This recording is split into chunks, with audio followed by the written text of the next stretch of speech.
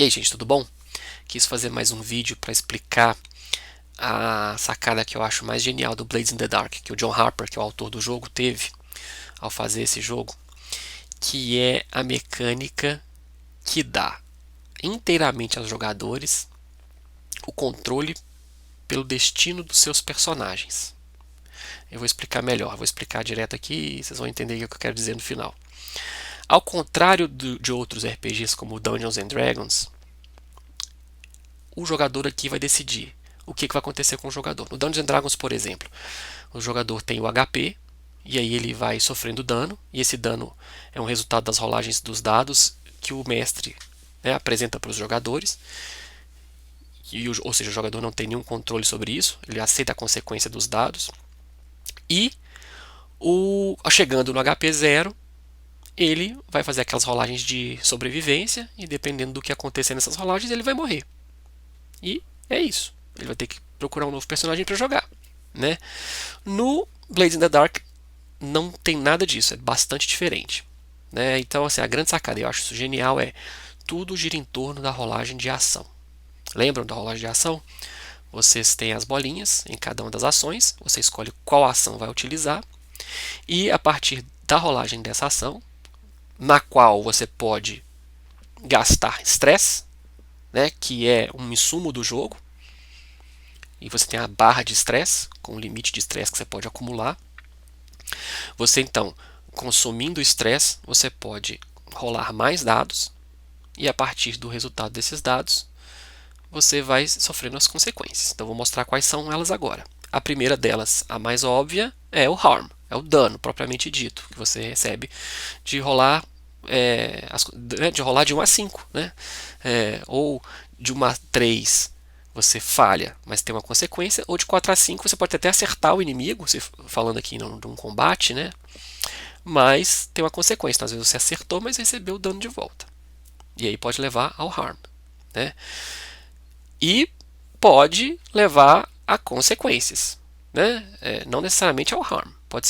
Pode acontecer alguma outra coisa. Por exemplo, você ser desarmado, você tropeçar, e aí vai facilitar para o inimigo. Enfim, toda e qualquer consequência, né? Chamar a atenção de guardas que estão do outro lado, de uma sala ao lado, e esses guardas podem vir para contribuir no combate e dificultar para o seu personagem, enfim, toda e qualquer consequência. Só que no Blades in the Dark, o personagem pode resistir a toda e qualquer coisa que acontecer com ele. Lembram?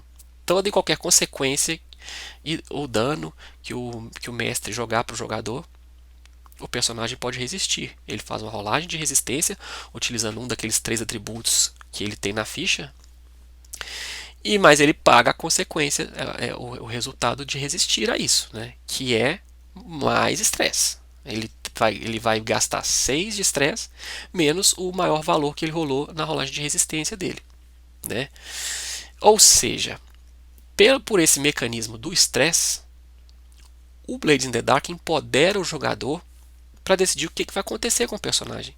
Porque ele pode falar assim: não, eu já estou com estresse demais, então eu já estou quase preenchendo a minha barra de estresse, então eu vou preferir tomar esse harm aqui. Vou preferir tomar esse harm aqui porque senão vai acontecer a grande consequência de acumular estresse demais, que é você conseguir um trauma, né? E aí, ou seja, o trauma advém desse acúmulo de estresse. Eu represento isso por essas 3 setas vermelhas, porque você pode acumular estresse por conta de ficar sempre gastando 2 de estresse para conseguir mais dados, por exemplo, que vem da sua ação, né? Ou você pode acumular estresse por rolar rolagens de resistência para resistir ao dano ou às consequências. E aí, a partir disso, você vai eventualmente, se você não satisfazer seu vício em algum momento, né, porque é um mecanismo para você diminuir o estresse, é satisfazendo o seu vício, mas às vezes o jogo vai acontecer de uma forma que você não vai conseguir diminuir o estresse o suficiente, e aí vai acabar enchendo sua barra de estresse, você vai receber o primeiro trauma. E a partir do trauma, você vai ter uma condição. O trauma sempre leva a alguma condição para o jogador. Ele pode ficar insano, ele pode ficar com mania de perseguição, ele pode ficar irado, ser uma pessoa irada, enfim. Tem várias condições que o jogo apresenta e aí o jogador escolhe uma delas ou a própria história já vai, né, revelar qual foi a condição que ele recebeu. Às vezes é óbvia, né? E aí a partir dessas condições podem acontecer duas consequências finais para o jogador. Ou ele pode se aposentar, e ele se aposenta quando ele acumula 4 traumas. Depois do quarto trauma, ele se aposenta porque ele fica mentalmente destruído, não consegue continuar mais com essa vida de bandidagem dele. E aí o jogo tem essa pegada dark, né, de acúmulo de traumas o suficiente que o jogador não consegue mais andar, seguir adiante. Então ele se aposenta da vida da bandidagem, então sai do jogo, porque não consegue contribuir mais com o bando. Ou então ele opta, né, diante dessa condição mental severa que ele se encontra, ele prefere então servir de bode expiatório para o seu bando e ser preso. E isso é legal por quê? Porque, poxa, já vou perder o personagem mesmo, então eu vou, né, servir de bode expiatório para diminuir o nível de procurado do bando. Lembra que o bando tem um nível de procurado, que ele vai aumentando à medida que ele vai acumulando hit. Né? Aquele hit é aquele medidor que, à medida que vocês vão fazendo os seus golpes, vocês vão fazendo, chamando a atenção dos guardas ou de outras facções, e se você começa a chamar muita atenção, você ganha um nível de procurado. E com muitos níveis de procurado, o bando começa a receber problemas cada vez mais graves e tendo que lidar com consequências mais pesadas. Então é sempre interessante reduzir o nível de procurado para poder operar mais tranquilamente, sem influência de terceiros. Então, um dos fins do personagem que acumulou muitos traumas na vida é o encarceramento.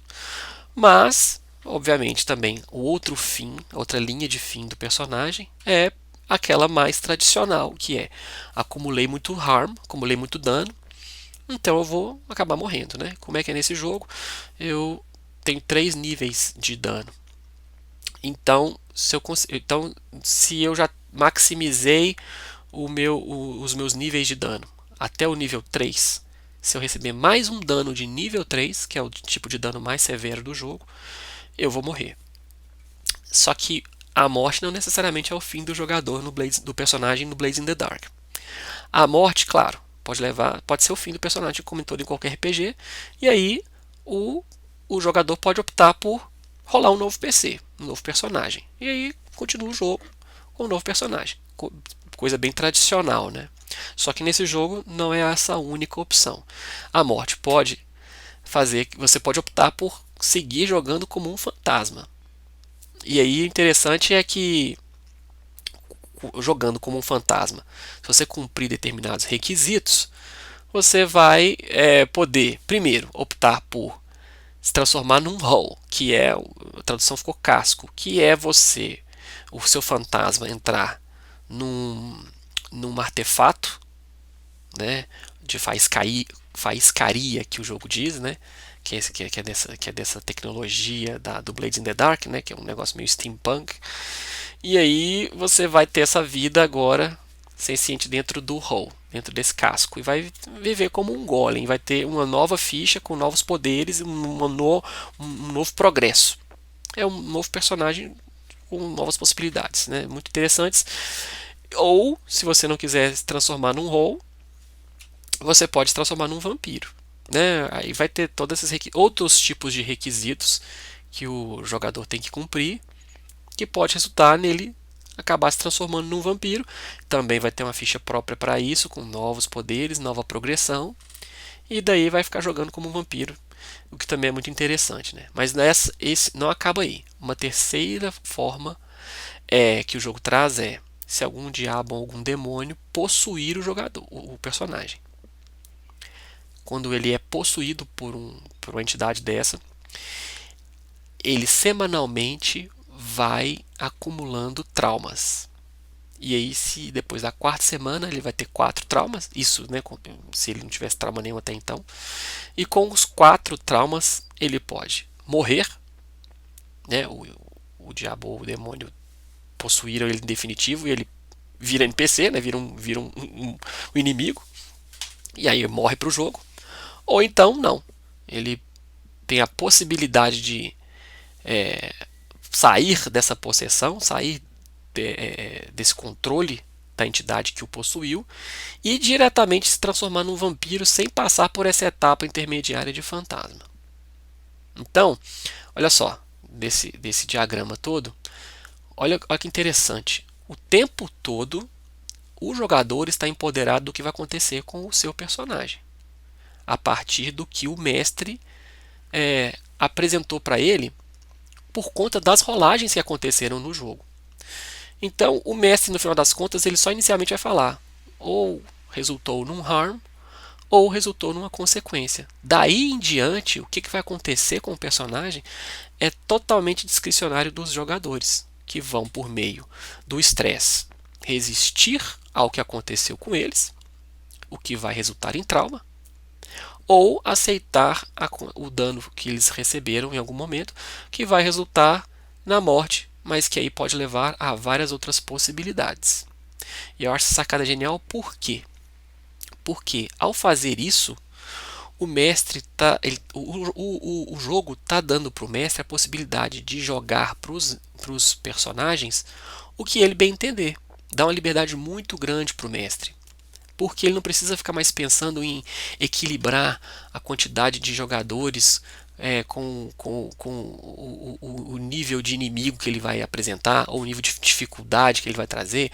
O Dungeons and Dragons, por exemplo, ele tem toda uma métrica para você determinar qual que é o nível do monstro, para saber se esse monstro é suficiente para aquele tipo de grupo, baseado no número de jogadores ou no nível que os jogadores se encontram, porque senão fica um negócio muito desequilibrado. O Blades in the Dark não se preocupa com isso. Como ele vai dar para os jogadores a decisão do que vai acontecer com eles e principalmente dar esse mecanismo da resistência, o mestre fica livre para jogar toda e qualquer coisa em cima dos jogadores. Isso dá uma liberdade criativa muito maior. Isso permite que o jogo aumente essa natureza sandbox do jogo, porque ele é muito de improviso, né? A partir do que acontece com os dados, por mais preparado que o mestre pense estar numa partida de Blades in the Dark, os dados vão trazendo oportunidades para coisas que ele não esperava. E isso é ótimo. E isso não é um problema para o mestre nesse jogo. Por quê? Porque ele pode pensar em qualquer coisa e jogar para cima dos jogadores. Ele pode pesar a mão até se necessário. Porque ele sabe que o que vai acontecer no final das contas com os jogadores está no poder, né, do que acontecer com os personagens, está no poder somente dos jogadores. E eu acho isso brilhante. Então é isso que eu queria trazer. Valeu, galera. Um abraço.